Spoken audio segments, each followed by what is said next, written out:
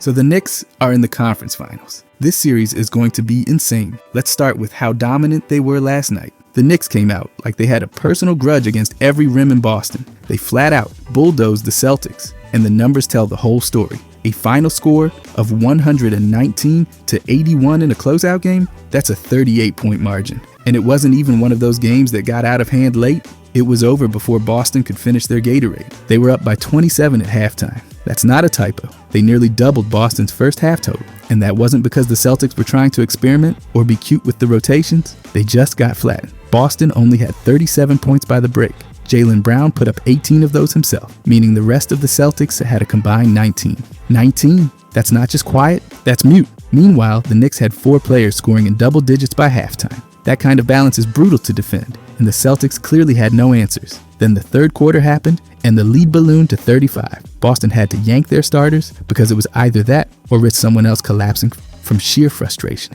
Brown, who finished with 20, fouled out halfway through the third, and once he was gone, the Celtics may as well have started packing. But this was not some one-man hero game. 6 Knicks hit double digits in scoring. Let me say that again. 6. 4 of them had more than 20 points, which should be illegal in a closeout game like this. Jalen Brunson and OG each dropped 23. Bridges gave them 22. Karl Anthony Towns added 21 and gobbled up 12 rebounds, like he was on a buffet run. Speaking of rebounds, New York destroyed them on the glass. 55 boards compared to 36 for Boston. That's a 19 rebound gap. And in a playoff game, that's a canyon. They weren't just winning possessions, they were suffocating Boston's chances to breathe. It felt like every time a shot went up, New York already had someone in position to snatch it out of the air like it was a rebound drill. Even when it was already a full-on blowout, the Knicks' main guys kept the pressure on. OG played 37 minutes. Brunson, Towns, and Josh Hart all logged over 32. No coasting, no relaxing, just stepping on the gas until the wheels fell off Boston's season. That's what really stood out to me. They didn't just want to win, they wanted to crush any hope of a comeback, and they did it with efficiency and depth. It was about how New York showed up. They led in every meaningful category. Points? Check. Rebounds? Big check. Efficiency? Absolutely. And they didn't have to shoot lights out to do it. They just outworked, out-hustled, and out-executed. This is a team that already came back from 20-point deficits twice earlier in the series. That doesn't just happen. That takes serious grit, and apparently, they were saving the most ruthless version of themselves for the finale. But when we move on to the Pacers, everyone knows it all starts with Jalen Brunson. Jalen Brunson's job in this Eastern Conference Finals is not just to score, it's to control the rhythm, dictate the tempo, and punish Indiana for every defensive gamble they try. This series is absolutely hinging on how close Brunson can get to perfect efficiency while maintaining volume. He doesn't need to be superhuman, but if he plays like anything less than an elite floor general with a microwave scoring streak, the Knicks are in real trouble. Last year, against the Pacers, he averaged just under 30 a game across 7 games. Not only was he carrying the scoring load, but he was doing it with defenders in his jersey and a packed paint every night. He dropped 43 in Game 1 and 44 in Game 5. Those weren't padded stat games. They were absolutely necessary just to keep New York alive in a series that swung wildly back and forth. When his true shooting climbed over 55%, they won. When it dropped below 45, they were toast. That kind of efficiency gap can't happen again. He needs to hover above 28 points per game minimum, but that's just the start. The Pacers are built to force turnovers with their fast pace and aggressive rotation. In losses last year, they forced over 4 turnovers a game from him. If that repeats, Indiana's going to run all day off those live ball giveaways. So Brunson's decision-making has to be airtight. Anything more than 2.5 turnovers per game, and the Pacers are getting the kind of transition chances they feed off. The Knicks need his assist to turnover ratio to stay around that 2.3 mark again, or better, just to keep things stable in the half court. Now, scoring's the headliner, but his playmaking can't get lost. He averaged over 6 assists per game in that series, and every one of those mattered because Indiana clamps down on ball movement. They don't give you anything easy in the half court. Their defense allows just over 115 points per game in the playoffs so far, but they've been top 4 in limiting assists. That means the offense can't just revolve around isolation. Brunson has to find cutters, shooters, rollers, everybody. Without over-dribbling into those traps they kept throwing at him last year, Indiana blitzed him on nearly a quarter of his possessions in the last series. That led directly to turnovers, rushed shots, and broken possessions in games they lost. If he doesn't improve against those traps, this series might go sideways again. He's got to get the ball out quicker,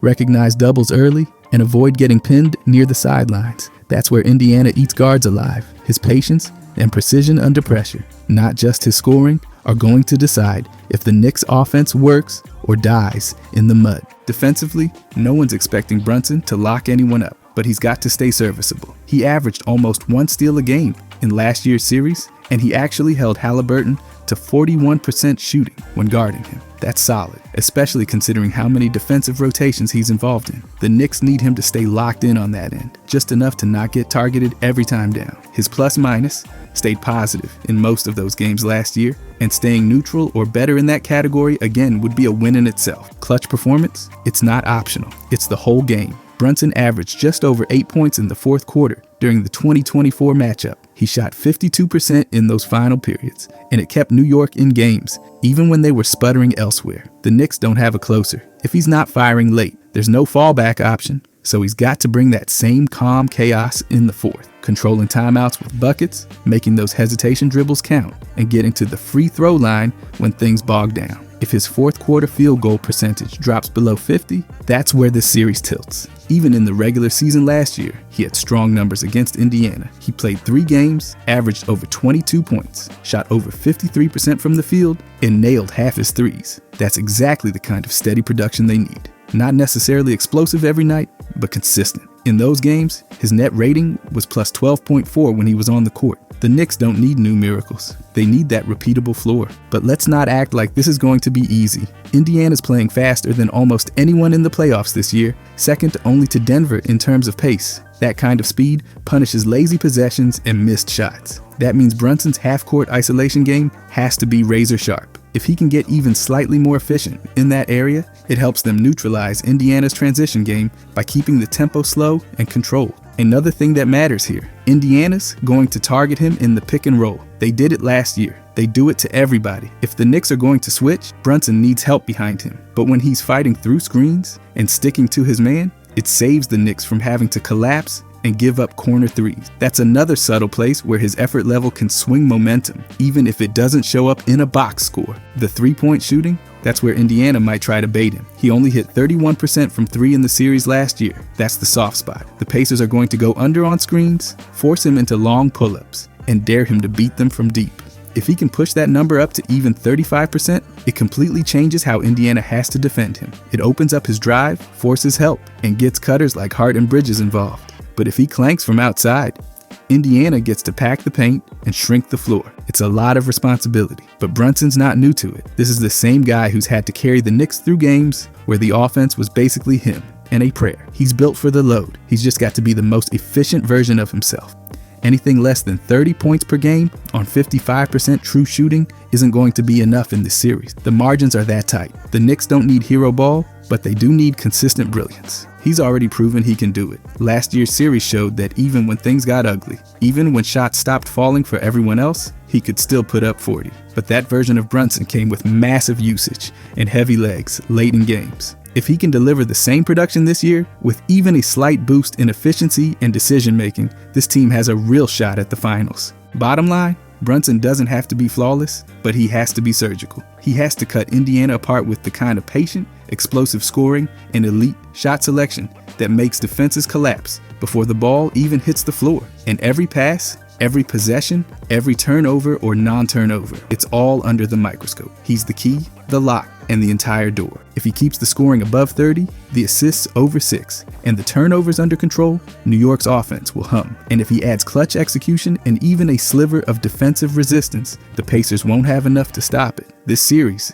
isn't about potential, it's about execution. Brunson has the blueprint. Now, he just has to hit every number on the chart. And the thing is, they've been great this whole season. And you can make this your best season yet with nutritious 2-minute meals from Factor. Personally, I've been using Factor for the past few weeks, and honestly, it's changed everything. No more stressing over what to cook or cleaning up after. Just heat, eat, and go. Especially while watching the playoffs, It makes everything so easy. The shredded chicken taco bowl? Fire. The garlic herb salmon? Better than anything I've ever made at home. Instead of being stuck in the kitchen, I've been spending more time outside and hitting the gym. And Factor fits right into that routine. And like I said, with the playoffs on too, you don't gotta stress about missing the game. With 45 weekly options, I can switch it up constantly. Whether I'm aiming for high protein or just keeping it light, they've got it all. Calorie Smart, Protein Plus, Keto, even veggie meals. Plus, they've got snacks and desserts that don't ruin your goals. I've been loving their smoothies and those peanut butter energy bites. I'm hooked. So why not savor more this summer? Let Factor take care of the meals so you can enjoy more of everything else. Get started at factormeals.com/modernjam50 off and use code ModernJam50 off to get 50% off plus free shipping on your first box. That's code ModernJam50 off at factormeals.com/ModernJam50 off for 50% off plus free shipping. Thank you, Factor. And also, OG is going to have to lock down Pascal. OG's mission in this Eastern Conference Finals is as straightforward as it is brutal. Lock down Pascal. Not slow him down, not hope to contest shots and see what happens. Shut him off. Pascal's one of the most versatile scoring forwards in the league, and the Knicks aren't going anywhere near the finals unless OG turns this into a defensive trench war and wins every inch. Last year, he did exactly that. In 3 playoff games against the Pacers, OG turned Pascal into a low efficiency option. 17.7 points per game, 6.3 rebounds, 3.7 assists. Those are pedestrian numbers for Pascal, especially when you factor in his usage rate. He shot just under 47% from the field, and only 1/3 of his threes went in. You read those numbers and think, decent game. But when you realize he normally puts up over 20 points a night on over 51% shooting, you see how tight the screws were. OG held him to a true shooting percentage just over 50, far below his regular season average of nearly 57%. Even more important, OG limited his ability to create for others. Despite Pascal averaging nearly 3.7 assists in that series, he wasn't bending the defense. He was playing in a box, being forced to pass sideways, not forward. And while he only averaged 0.7 turnovers per game in those matchups, that number doesn't tell the story. OG disrupted possessions, stunted Pascal's ability to play downhill, forced kickouts, clogged driving lanes. He didn't need gaudy steal numbers. He erased Pascal's rhythm. This year, the job is even harder. Pascal's numbers are up. He's averaging over 20 points per game on over 51% shooting in the playoff. His three-point percentage is hovering near 39%. That's not a small uptick. That's a player fully in rhythm, fully confident, and shooting better than he ever has. That means OG has to drag those percentages back down to earth fast. Let's start with scoring. 18 points per game. That's the absolute ceiling OG can afford to give Pascal. Anything more than that, and the defensive balance shifts. If Pascal starts climbing toward 22, 23 a game, then you're talking about a situation where the Pacers are getting high-value contributions from multiple angles. And that's how series slip away.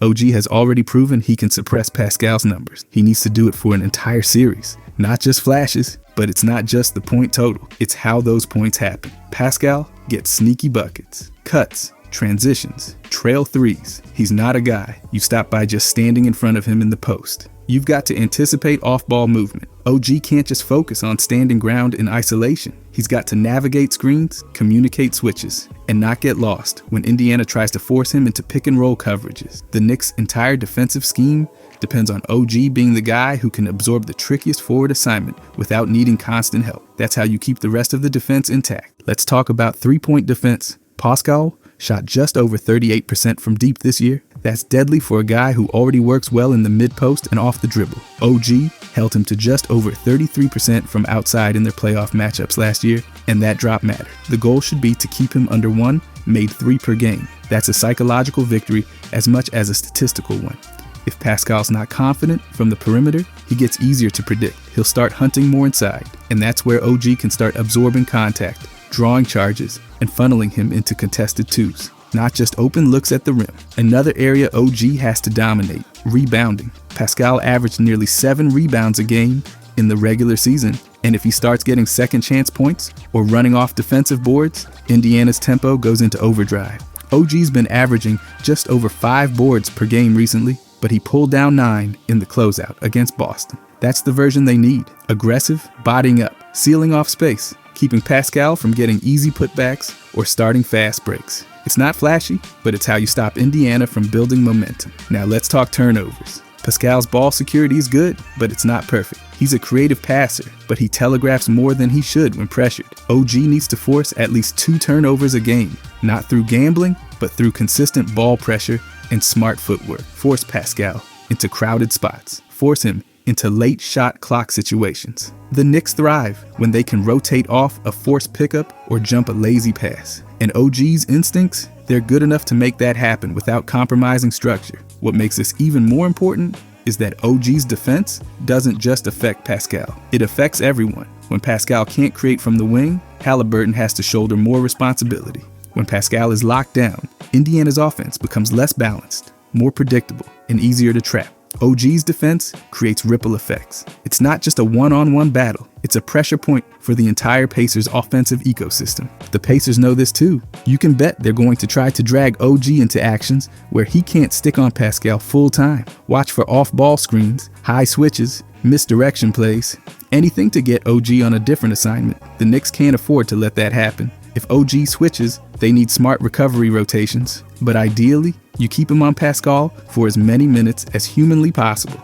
That's how you wear him down over the course of a 7-game series. And let's not forget transition defense. Pascal loves to leak out and attack when defenses are backpedaling. OG needs to be one of the first guys back every time. No watching shots go up, no ball watching. He's got to sprint, locate Pascal, and wall him off before he gets a full head of steam. Because when Pascal scores in transition, it's demoralizing. It's usually uncontested, and it's exactly what Indiana feeds on when they're trying to break open games. There's one last thing, foul discipline. Pascal drew nearly 3 free throws a game when guarded by OG last year. That doesn't seem like much, but it's enough to give the Pacers breathing room if OG gets into foul trouble. The Knicks cannot survive a game where OG picks up 2 early fouls and has to sit. Their defensive scheme doesn't have a plug-and-play answer for Pascal if OG is riding the bench, so he's got to defend physically but cleanly. Body without reaching, contest without swiping, wall off without bumping. Basically, play the exact kind of defense he's already known for, just with zero margin for error. Historically,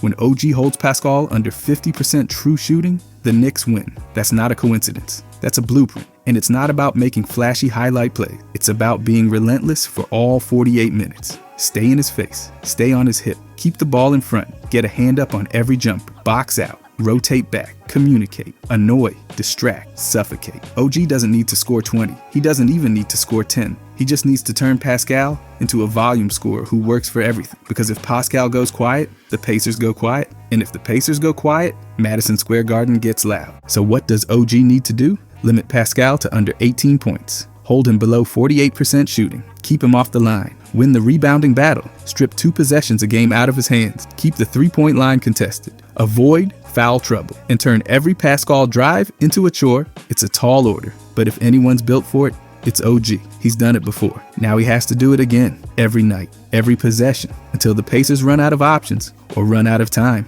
But then we have to talk about Cat too. Karl-Anthony Towns doesn't just have to play well in this series. He has to outplay Turner. Consistently, deliberately, and without giving up ground. This is not a nice-to-have scenario. It's not a matchup that can be brushed off. It's central to whether the Knicks win this Eastern Conference Finals or pack up early. Turner isn't some random big who occasionally spaces the floor and clogs the paint. He's been producing in these playoffs, and he brings enough rim protection and floor spacing to make life tough on anyone not named Towns. So the Knicks need Towns to own this matchup, from tip-off to the last whistle, and the numbers spell it out plainly. Let's start with scoring. Towns saw Turner twice in the regular season, and he didn't flinch. 25.5 points per game on over 51% from the field and a ridiculous 70% from beyond the arc. That is elite perimeter shooting for any big, much less one getting chased by a solid shot blocker like Turner. The Knicks need him to hit at least 24 points per game in this series, but it's not just the volume. He has to be efficient, at least 60% true shooting, because this isn't a series where Brunson can carry all the scoring load without help.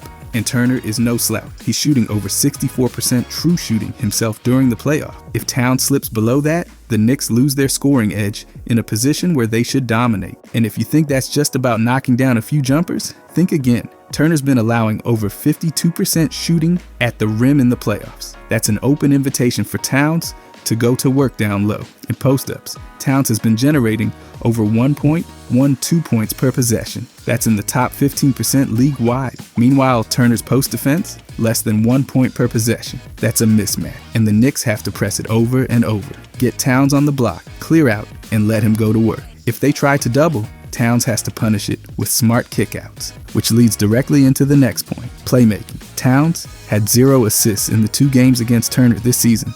That can't happen again. He needs at least 3 assists per game in this series, minimum, not just to hit a stat line, but to keep the defense honest. The Knicks shoot over 37% from the corners. If Towns catches in the high post and sees the double coming, there's no excuse for not finding shooters like Bridges or Brunson for clean looks. Turner has trouble against playmaking bigs. Centers are averaging 4.5 assists per game when matched up with him in the playoffs.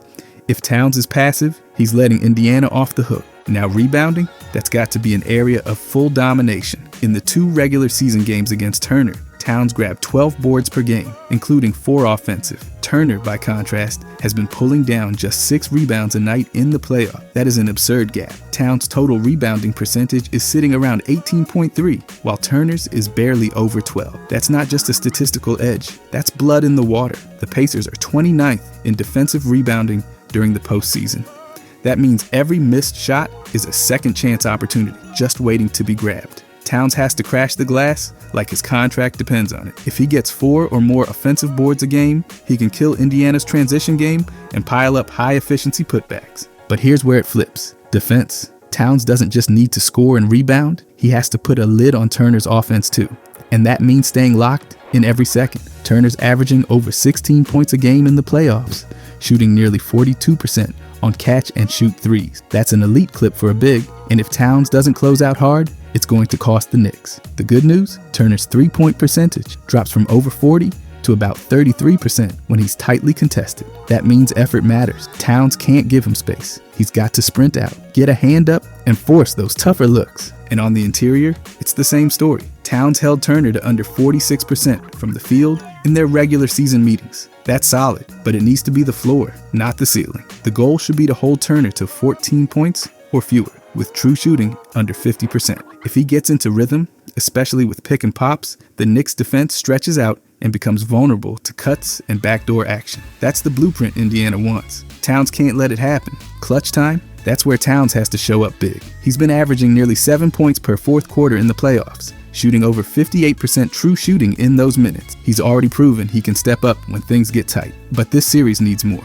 It needs Towns to be an 8-point fourth quarter guy, because the Pacers are fast, they're loose, and they tend to ramp up their energy in the final 5 minutes. Turner allows over 1.1 points per possession in clutch defense. That is a vulnerability. Towns needs to attack it. No fadeaways, no passive perimeter floating. Go right at him in isolation, make him move his feet, and get to the line, if nothing else. What complicates all of this? The Pacers' pace. They play fast, second fastest in the playoffs. That means more possessions, more transition threats, and less time for Towns to operate in the half court if the Knicks get sloppy. He's got to beat that pace by being efficient and aggressive early in the shot clock. Don't let the game speed up too much. Control tempo with low post touches. Get Indiana in the half court. Make Turner defend for the full 24 seconds. There's also foul trouble. Towns cannot afford it. He's had stretches where he gets caught up in frustration fouls or reaches in after a bad call. Against Turner, he has to stay disciplined. Turner doesn't draw a ton of fouls, barely 4 free throw attempts a game.